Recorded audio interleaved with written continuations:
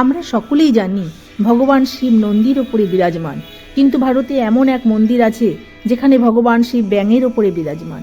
এই ঘটনা বহু বছর আগের, আর নন্দী তার প্রভুকে দেখবার জন্য তার সামনে দাঁড়িয়ে আছেন। বলা হয় এই মন্দিরে বাবার কাছে কিছু মন দিয়ে চাইলে বাবা তা পূরণ করেন। কিন্তু কেন শিব ঠাকুর ব্যাঙের ওপরে বিরাজমান?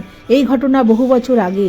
উত্তরপ্রদেশের ওয়েল রাজবংশের রাজা বখতিয়ার সিং ছিলেন অত্যন্ত প্রতাপশালী, কিন্তু প্রকৃতির কাছে তিনি সম্পূর্ণ অসহায় ছিলেন, কারণ তার রাজ্যে ভয়াবহ খরা নেমে এসেছিল।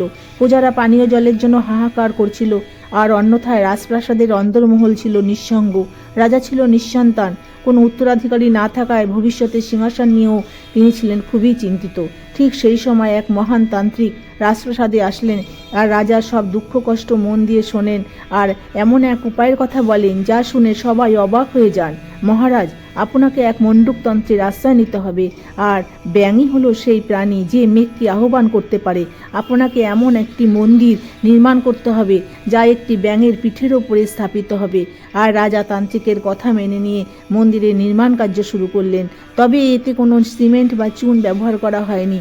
মন্দির দীর্ঘস্থায়ী করার জন্য পাথরের গায়ে বিউলির ডাল আর গুড়ের মিশ্রণ দিয়ে করা হয়েছিল।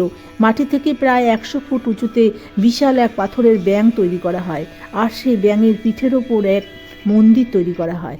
আর মন্দিরে প্রাণ প্রতিষ্ঠা করার জন্য রাজা নর্মদা নদী থেকে তুলে আনলেন নর্মেদেশ্বর শিবলিঙ্গ।